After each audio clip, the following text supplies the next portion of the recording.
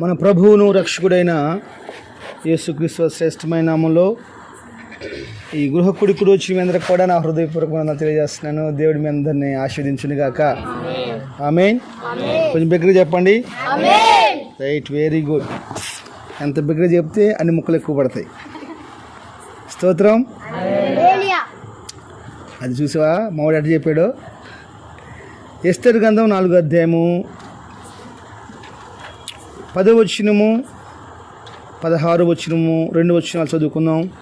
అందరూ బైబిల్ తెరిచి ఎస్తేరు గ్రంథము 4వ అధ్యాయము 10, 11 వచనాలు 16వ వాక్యం చదువుకుందాం. పురుషుడే గాని స్త్రీయే గాని రాజు యొక్క అంతర్గృహమునకు ప్రవేశించిన యెడల బ్రతుకున్నట్లుగా రాజు తన బంగారు దండమును ఎవరి తట్టు చాపును వారు తప్ప ప్రతి వాడు సంహరింపబడునన్న కఠినమైన ఆజ్ఞ కలదని రాజసేవకులందరికీ అతని సంస్థానములోనున్న జనులందరికీ తెలిసే ఉన్నది. నేటికి 30 దినముల నుండి రాజునొద్దకు ప్రవేశించుటకు నేను పిలువబడలేదని చెప్పమనెను. 16వ వాక్యం చదువుకుందామా. నీవు పోయి సమకూర్చి నా నిమిత్తం ఉపవాసం ఉండి 3 దినములు అన్నపానములు చేయకుండి నేను నా పనికత్తెలను కూడా ఉపవాసముందుము. ప్రవేశించుట న్యాయ వ్యతిరేకంగా ఉన్నప్పటికీ నేను రాజునొద్దకు ప్రవేశించుదను. నేను నశించేదను. చాలు, చిన్న ప్రార్థన చేసుకుందాం. మహాపరిశుద్ధుడు అయిన తండ్రి, నమ్మకస్తుడైన దేవా, ఈ వాక్యం ద్వారా ప్రతి బంధకాలు తెగిపోవాలి, విశ్వాసం పెరగాలి. అలాంటి పరలోక మాటలు, సత్య మాటలు మీరు మాట్లాడమని వెనుకలిన చెవులను అర్థం చేసుకునే కృపను ప్రభు ప్రజలందరికీ అనుగ్రహించమని, నన్ను కూడా మీ స్వాధీనంలో ఉంచుకొని మీ కృప కలిగిన మాటలు నోటికి అందించమని యేసు నామములో ప్రార్థన చేస్తున్నాను తండ్రి. ఆమేన్. హల్లెలూయా. చాలా సంతోషం. మీ అందరికీ సుపరిచితమైనటువంటి ఈ వాక్యం దయచేసి అందరూ నా వైపు చూస్తూ శ్రద్ధగా ఒక 10 నిమిషాలు లేక ఒక 15 నిమిషాలు వాక్యం వింటే తొందరగా ముగించుకుందాం. ఈరోజు నేను చెప్పే ఒక వాక్యం, ఒక పాఠం ఏంటంటే దేవునికి భయపడటం. నేను ఈ కుటుంబం కోసం ప్రార్థన చేస్తున్నప్పుడు, ఈ కుటుంబం గురించి ఆలోచిస్తున్నప్పుడు నాకు నేర్పినటువంటి ఒక పాఠం ఏంటంటే దేవునికి భయపడటం. గుర్తుపెట్టుకోండి, ఏ కుటుంబం అయితే దేవునికి భయపడుతుందో ఆ కుటుంబము చాలా అందంగా నిర్మించబడుతుంది. ప్రజల అది జస్ట్ అది అది అది అది చాలా సింపుల్ అంతే. ఎవరైతే దేవునికి భయపడుతూ ఉంటారో, నా చిన్నప్పుడు బహుశా ఒక 10-11 సంవత్సరాల వయసు ఉన్నప్పుడు ఐక్యనగర్, చీరాల ఐక్యనగర్లో అక్కడ చెరువు కట్ట మీద ప్యాకెట్ ఆడుతూ ఉండేవాళ్ళు చాలామంది. నేను కూడా పోయేసేసి కాసేపు దెబ్బ తీసుకుని పోయేవాడిని. వచ్చేటప్పుడు వాళ్ళని చూసేసి అక్కడ ఆగేవాడిని. వాస్తవానికి ప్యాకెట్ గురించి నాకు అంత అవగాహన లేదు. అక్కడ ఆగేవాడిని. ఆగితే నన్ను పొమ్మనేవాళ్ళు అందరూ. నువ్వు పోరా అని చెప్పేస్తున్నవాళ్ళు. నాకు 14-15 సంవత్సరాల వయసు ఉంటుంది నాకు. ఒకరోజు పోలీసులు వస్తున్నారు. పోలీసులు వచ్చి ఎట్లాంటి వాడు పరిగెత్తా ఉన్నారు. ఒకడు మాత్రం చిక్కిడు వాళ్ళకి, ఒకడు మాత్రం పరిగెత్తలా, ఒకడు మాత్రం పరిగెత్తిపోయాడు. పరిగెత్తిపోయినాక వీడు మాత్రం ఒకడు అక్కడ ఆగిపోయాడు. తర్వాత నేను అతనితో మాట్లాడాను. పోలీసులు పోలీసులను చూసి వాళ్ళు పరిగెత్తున్నారు. వాళ్ళ కోసం పోలీసులు పరిగెత్తట్లేదు కానీ, వాళ్ళ కోసం పోలీసులు పరిగెత్తున్నారు కానీ ఇక్కడే ఉన్న నీ కోసం నేను పట్టుకొని ఎందుకు వాళ్ళు తీసుకెళ్ళట్లేదని చెప్పి అడిగాను నేను. అప్పుడు అర్థం చెప్పాడు నాకు. మీకు అర్థమైందా? మిమ్మల్ని పోలీసులను చూడగానే పరిగెత్తుకుని పోతున్నారు చూసావా, వాళ్ళ కాడికి పోలీసులు వెనకాల పరిగెత్తుకుని పోతున్నారు. ఆగిపోయినాడు కానీ మాత్రం పట్టించుకుంటున్నా. ఆయన అడిగే నేను, ఎందుకు మా ఇట్లా చేస్తారు మీరు అని అడిగితే ఆయన ఏం చెప్పాడంటే, ఏం లేదురా, ఎప్పుడైతే పోలీసులకు భయపడతామో వాళ్ళు ఒంటి మీద కూడా చేయరని చెప్పేసి అన్నాడు. వాళ్ళకి భయపడకుండా మనం వాళ్ళు చిక్కకుండా పారిపోయామనుకో, వాళ్ళు వాళ్ళకి మనం భయం లేదని చెప్పేసి అని వెంటబడి కొట్టి పోలీస్ స్టేషన్ తీసుకెళ్ళి కేసులు పెడతారు. వాళ్ళు రాగానే అయ్యా తప్పైపోయింది కాలు మేము పడ్డాం అనుకో, భయభక్తులతోటి మన జోలికి రారు అని చెప్పేస్తున్నాడు. అందుకని చెప్పేసి ప్రతి ఒక్కసారి అలా చేస్తే ఊరుకోరంట. మళ్ళీ అది కూడా ఉంది. ప్రతి ఒక్కసారి తప్పు చేయటం, కాలు మీద పడతాం, అది ఊరుకోరు. అది భయం కాదు, అది అలవాటు అయిపోయిన భక్తి అయితే. ఈరోజు నేను చెప్తున్న మాట ఏంటో తెలుసా, ఎవరైతే ఏ కుటుంబం అయితే ఏ వ్యక్తి అయితే దేవునికి భయము భక్తి కలిగిన వారుగా మార్చబడతారో ఆ కుటుంబం అన్ని విషయాల్లో సౌఖ్యంగా ఉంటుంది. స్తోత్రం. మనం చదువుకున్నట్టు ఈ వాక్యంలో ఎస్తేరు చెబుతున్న మాట ఏంటంటే, ముద్దుకాయతోటి, అయ్యా రాజుగారికి పోవడానికి 30 రోజుల నుంచి నాకు పిలుపు లేదు, రాజుగారితో ఎలా మాట్లాడాలో నాకు తెలియట్లేదు, ఇప్పుడు నువ్వేం పోయి రాజుగారితో మాట్లాడమంటావు, అది నేను మాట్లాడితే అసలు వింటాడని గ్యారంటీ ఏంటి అని చెప్పేసి అన్నప్పుడు ఆమె, సరే నేను నశించిపోతాను కానీ నేను పోయి రాజుగారితో మాట్లాడతానని చెప్పేసి పోయి మాట్లాడతానికి వెళ్ళిందంట. ఎలా వెళ్ళింది? ఒక 3 రోజుల పాటు ఉపవాసం ఉండి భయభక్తులు కలిగింది. నేను అంటాను, ఒక మనిషిని దర్శించుకోవడం కోసమే అంత భయభక్తులు అవసరమైతే, మరి దేవునితో మాట్లాడటం కోసం, దేవుని దర్శించడం కోసం ఇంకా ఎంత భయభక్తులు కావాలండి. ఒక్కొక్క ప్రాంతంలో కొంతమంది దేవుళ్ళని కొంతమంది ఆరాధించుకుంటూ ఉంటారు, కొంతమంది పూజించుకుంటూ ఉంటారు. ఆ పూజించుకోవడం కోసం ఒక్కొక్క లైన్లో నిలబడి 3 రోజులు ఆ లైన్లో నిలబడతారు. 3 రోజులు మీరు ప్రార్థన చేయించుకున్న కోసం, సేవకుల కోసం ప్రార్థన చేయించుకున్నాక వచ్చేసి 2 నిమిషాలు నేను అనుకుంటాను, ఈ వారం లైన్లో నిలబడతారేమో, ఈ వారం లైన్లో నిలబడతారని.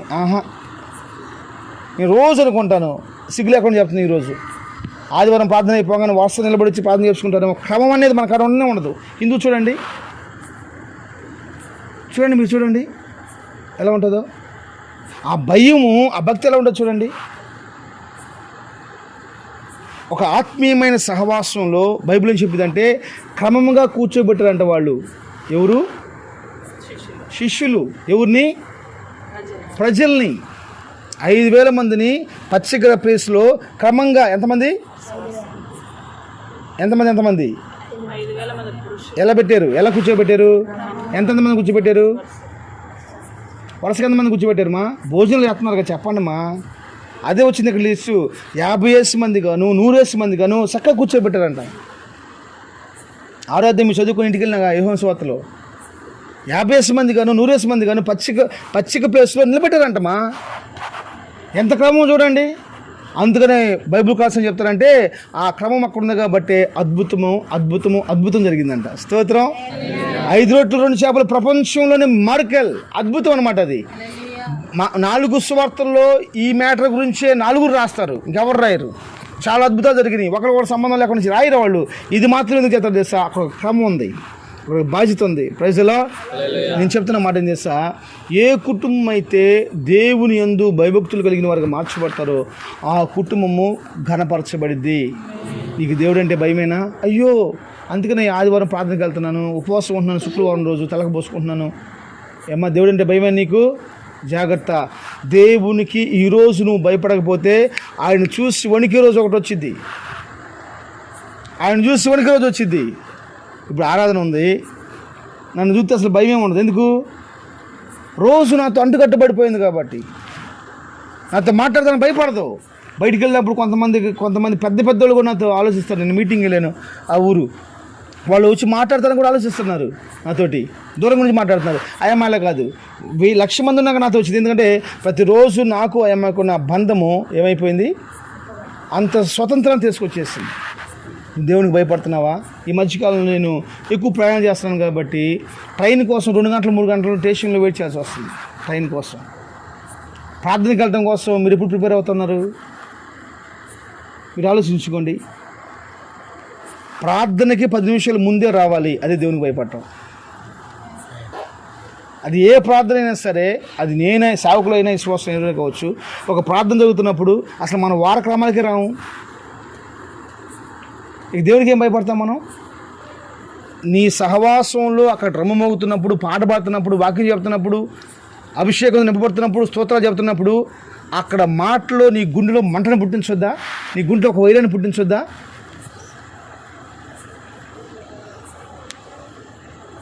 మొట్టమొదట మనకి ఆ భయం రావాలి.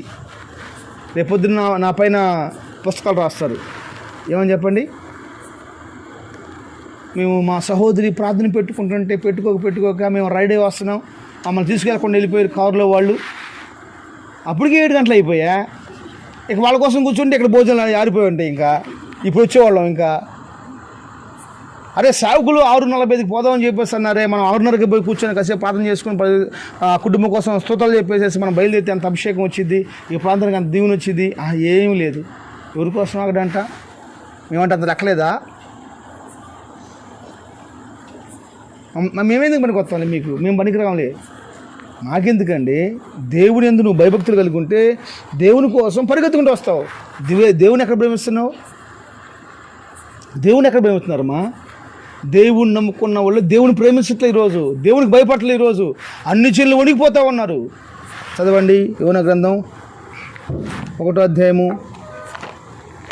ప్రకటన గ్రంథం పక్కనే ఉంటుంది చూడండమ్మా. యోనా గ్రంథము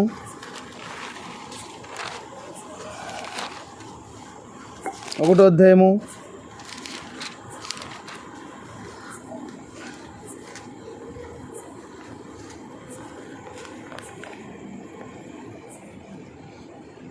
8వ వచనం దగ్గర నుంచి చదవండి. కాబట్టి వారు అతన్ని చూచి, ఎవరిని బట్టి ఈ కీడు మాకు సంభవించెను?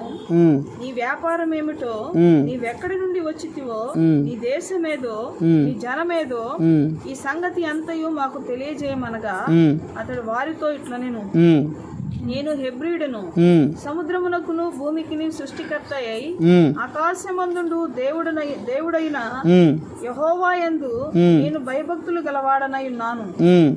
తాను యెహోవా సన్నిధిలో నుండి పారిపోవచ్చున్నట్టు అతడు ఆ మనుషులకు తెలియజేసి ఉండెను గనుక వారు ఆ సంగతి తెలుసుకొని మరింత భయపడి, అండర్లైన్ చేసుకోండి, నీవు చేసిన పని అండర్లైన్ చేసుకోండి, అతని వారు ఆ సంగతి తెలుసుకొని మరింత భయపడారు. ఎందుకు? ఎవరికి? దేవునికి. ఎవరు వాళ్ళు? అన్ని జనాంగము బహుగా భయపడిపోయారంట. నేను యెహోవా భూమికిని ఆకాశమునకును సముద్రమునకును సృష్టికర్త అయిన దేవుని సేవకుని యెహోవా సన్నిధి నుంచి పారిపోతానని చెప్పంగానే అంజనందరూ ఏమయ్యారంట? మరియు ఎక్కువగా భయపడ్డారంట. అసలు నీకు భయం ఎక్కడుంది? మనకు భయం ఎక్కడుంది? నువ్వు భయపడు, ప్రపంచాన్ని శాసించేలా ప్రభు చేస్తాడు. ఆమేన్. నువ్వు భయపడు, దేవునికి భయపడు, దేవుని గురించి భయం. అందుకని అంటాడు, యెహోవాకు వ్యతిరేకంగా ఇంత పాపం నేను ఎలా కట్టుకుంటానని చెప్పేసి అని యూసుఫ్ వణిగిపోతున్నాడంట. వణిగిపోతూ ఉన్నాడు. నేను చెప్తున్నాను, యెహోవాకు భయపడే వారి కోసం యెహోవా బైబిల్ రాస్తుంటుంది. 14:2 వచ్చింది చదవండి. కీర్తనలో 14:2. కీర్తనలో 14:2 త్వరగా చదవాలి. వివేకము కలిగి దేవుని వెతుకువారు కలరేమో అని యెహోవా ఆకాశము నుండి చూచి నరులను పరిశీలించి. వివేకం అంటే ఏంటి చెప్పాలి కొంచెం తెలుగులో? అర్థం చేసుకొని భయంతో, ఒక గౌరవంతో, కలరేమో, భయపడేవాళ్ళు కలరేమో ఉన్నారేమో అని చూస్తూ ఉన్నాడంట. ఈరోజు మీ అందరిని చూచునుగాక, ఈరోజు మీ కుటుంబాలను చూచునుగాక, ఈరోజు మీరు యెహోవా యందు భయభక్తులు కలిగి ఉండండి. మీ కుటుంబాలు ఎంతగా వర్ధిల్లుతాయో. స్తోత్రం, హల్లెలూయా. సామెతల గ్రంథం 19వ అధ్యాయం తీయండి ఒకసారి, బైబిల్ తీయండి. సామెతల గ్రంథం 19వ అధ్యాయము 23 వచ్చింది చదవండి. ఒక్క మాట చెప్పేసి ముగిస్తాను. 19:23 వాక్యము. జాగ్రత్తనమ్మా. యెహోవా యందు భయభక్తులు కలిగి ఉండుట జీవ సాధనము, అది కలిగిన వాడు తృప్తుడై అపాయం లేకుండా బతుకును. ప్రైజ్ ది లార్డ్, హల్లెలూయా. బిగ్గర కొట్టండి, క్యాప్స్ కొట్టండి, ఒకసారి చప్పట్లు కొట్టండి. స్తోత్రం, స్తోత్రం, స్తోత్రం, స్తోత్రం, స్తోత్రం, స్తోత్రం.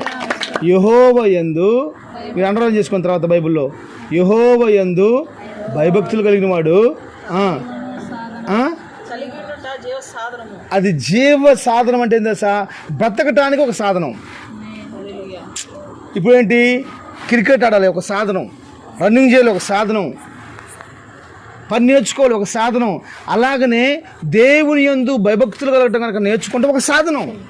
ఆ సాధనం కలిగిన వాడు ఏం చేస్తాడు తెలుసా? ఏం చేస్తాడమ్మా? తృప్తి కలిగి అపాయం లేకుండా బతుకుతాడు అంట. భయపడ్డంటాడు. అందుకే చెప్తున్నాను, దేవునికి భయపడి ఆయనకు లోబడేవాడు ఎవరికి భయపడ్డావు, ఏ రోగానికి భయపడ్డావు, ఏ పరిస్థితికి భయపడ్డావు. ఎందుకంటే దేవుడు నమ్మున్నాడు, దేవుని బట్టి వాడు భయపడుతున్నాడు అంతే. హల్లెలూయా. ఏ రోగానికి భయపడాల్సిన అవసరం లేదమ్మా, ఏ ఆర్థిక సమస్యకు భయపడాల్సిన అవసరం లేదమ్మా, ఏ నిందకు భయపడాల్సిన అవసరం లేదమ్మా. దేవుని భయం మన హృదయంలో ఉంటుంది చాలు. దేవుని భయం మన హృదయంలో ఉంటుంది చాలు. ఏ అపాయానికి భయపడాల్సిన అవసరం లేదు. బైబిల్ చెబుతుంది వాడు తృప్తుడే జీవిస్తాడంట. యెహోవా భయము ఆశీర్వాదం తీసుకొస్తుంది, యెహోవా భయము సమృద్ధిని తీసుకొస్తుంది, యెహోవా భయము తృప్తిని తీసుకొస్తుంది. వాడు తృప్తుడై బతుకుతాడు. నిశ్చయం చెప్తున్నాను, మనము దేవుని యందు భయము మన నరాల్లో ఉండాలి. దేవుని యందు భయం మన నరాల్లో ఉండాలి. అంతే, వణిగిపోవాలి.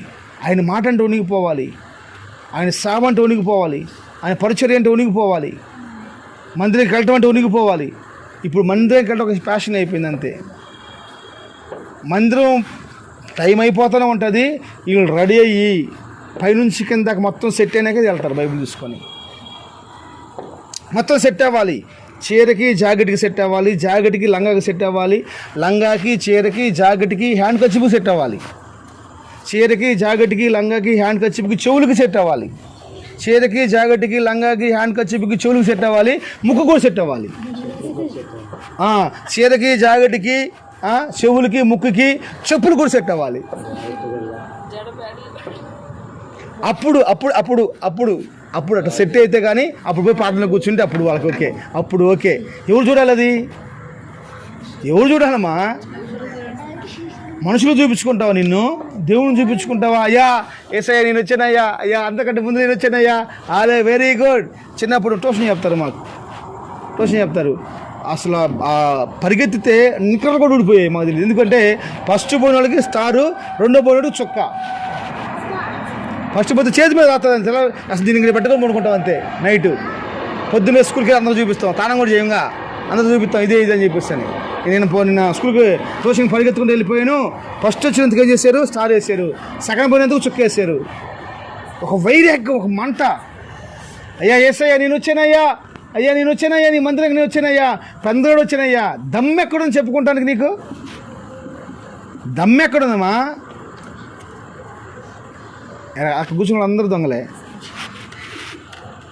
ఇక్కడ కూర్చు పాప ఏమిమ్మ తప్ప, లిడియా తప్ప, మైకిల్ కూడా దొంగే. పైన పాదం కింద పాదం చదువుతూ ఉంటుంది, పైన కూర్చుంటాడు బయసి వేసుకొని. కొంతమంది వార క్రమాలకు రాని దొంగలు, కొంతమంది సమయానికి రాని దొంగలు, కొంతమంది ఆదివారం వచ్చే దొంగలు, కొంతమంది 2 నెలల కోసం వచ్చే దొంగలు, కొంతమంది అనుకూలంగా వచ్చే దొంగలు. హల్లెలూయా. నేను చెప్తాను దేవుని సేవకుడిగా, నువ్వు ఎప్పుడైతే భయభక్తులు కలిగి జీవిస్తావో నిశ్చయంగా నా బైబిల్ చెబుతున్న మాట చేస్తా, తృప్తి కలిగి జీవిస్తామంతే. యెహోవా యందు భయభక్తులు ఉంటే ఏం చేయాలంట? సాధనం చేసుకోవాలి, అలవాటు చేసుకోవాలి, దాన్ని మనం నేర్చుకోవాలి. బండి నడపడం నేర్చుకున్నట్టు, సైకిల్ దొక్కడం నేర్పించుకున్నట్లు, పెయింట్ పని నేర్చుకున్నట్లు, కరెంట్ పని నేర్చుకున్నట్లు, మేస్త్రి పని నేర్చుకుంటున్నట్లు, కంప్యూటర్ నేర్చుకుంటున్నట్లు, మెకానిక్ నేర్చుకుంటున్నట్లు యెహోవా యందు భయభక్తులు కలిగి ఉంటే నేర్చుకోవాలంట. బైబిల్ చెబుతుంది. అలా కనుక నేర్చుకుంటే మనం తృప్తి కలిగి జీవిస్తాం. అపాయానికి భయపడ్డాడు. నేను చెప్పట్లా, వాక్యం చెప్తుంది. స్తోత్రం. హల్లెలూయా. 128వ కీర్తన, 128వ కీర్తన 4-5 వచనాలు చదవండి, మనం ముగించుకుందాం. 128వ కీర్తన 4-5 వాక్యాలు చదవండి. యెహోవా యందు భయభక్తులు గలవాడు ఇలాగు చెప్తాడేనండి. ఇప్పుడు సియోనులో నుండి యెహోవా వాడిని ఆశీర్దిస్తాడు, వాడి కుటుంబాన్ని ఆశీర్దిస్తాడు. నీ జీవిత కాలం అంతా యెరూషలేమునకు క్షేమం కలుగును చూస్తావు. నీ పిల్లలను చూస్తావు. ఇశ్రాయేలు మీద సదాకాలం సమాధానం ఉండును గాక. అంటే ప్రైజ్ ది లార్డ్. ఒక వ్యక్తి యెహోవా యందు భయభక్తులు కలిగి ఉంటే యెరూషలేముకు క్షేమం వచ్చిందంట, సంఘానికి క్షేమం వచ్చిందంట, ఆ ప్రాంతానికి క్షేమం వచ్చిందంట. మన ప్రాంతంలో యెహోవా యందు భయభక్తులు కలిగి ఉంటే దినం జరుగుతుంది, సినిమా పాటలు, పెళ్లి జరుగుతుంది, సినిమా పాటలు, పుట్టినరోజు జరుగుతుంది, సినిమా పాటలు. ఎప్పుడు? ప్రార్థన అయిపోయినాక. ప్రార్థన బెటర్. మళ్ళీ అమ్మో అయ్యో ప్రార్థన పెడితే అట్ట, ప్రార్థన బెటరు. ఏం చేయాలి మా వాళ్ళని? ఏం చేయాలి? ఇంక నీకు ప్రార్థన ఎందుకు? అది ఎంత శాపం అమ్మా, ఎంత శాపం. మీకు రోషం కలగాలని మాట్లాడుతున్నాను, తక్కువ చేసి మాట్లాడటం కోసం కాదు. మన భయం అక్కడ తెలిసిపోవట్లా. మన భయం తెలిసిపోవట్లా? నీకు తెలుసు, చెప్పాల్సిన అవసరం లేదు. 100 రూపాయల కూలోడికి ఎలా రెస్పెక్ట్ ఇవ్వాలో, 1000 రూపాయల కూలోడికి ఎలా రెస్పెక్ట్ ఇవ్వాలో, ఆఫీస్కి ఎలా రెస్పెక్ట్ ఇవ్వాలో. డాక్రా వచ్చింది కదా, ఆమె డాక్రా మేనేజర్ కాడ పోయినప్పుడు ఎలా రెస్పెక్ట్ ఇవ్వాలి ఆయనకి. డాక్రా ఇప్పిస్తూ ఉంటుంది ఒక ఆమె, ఆమెకి ఎలా రెస్పెక్ట్ ఇవ్వాలో. డబ్బులు అడిగేటప్పుడు ఒక రకమైన రెస్పెక్ట్, డబ్బులు ఇప్పించేటప్పుడు ఒక రకమైన రెస్పెక్ట్, గౌరవం. నేను చెప్తాను, దేవుని సేవకుడిగా నువ్వు యెహోవా యందు భయభక్తులు కలిగి ఉంటే సీయోను నుంచి డైరెక్ట్గా నీ కుటుంబానికి ఆశీర్వాదం చేసింది. డైరెక్ట్గా ఆశీర్వాదం చేసింది. నీ పిల్లల్ని చూస్తావు, క్షేమం చూస్తావు. అంటే గొడ్డుబోతనం ఉండదంట, నష్టం ఉండదంట, లేనిది ఉండదంట. స్తోత్రం. నా కుటుంబంలో ఇది లేదు అంటే నాకు ఉండదు, అన్నీ ఉంటాయి మన ఇంట్లో. ఎప్పుడు యెహోవా యందు భయభక్తులు కలిగి ఉంటే ఈలాగు ఆశీర్వదించబడతావు. యేసయ్య ఆశీర్వదిస్తే 24 కీర్తన మొదటి వచ్చింది. 24వ అధ్యాయం, ఆదికాండము 24వ అధ్యాయం మొదటి వాక్యం. ఆదికాండం 24:1.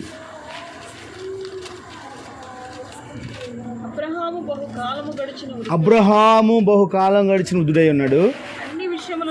చెప్పండి, అన్ని విషయములలోనూ యెహోవా అతన్ని ఆశీర్వదించేశాడు. స్తోత్రం.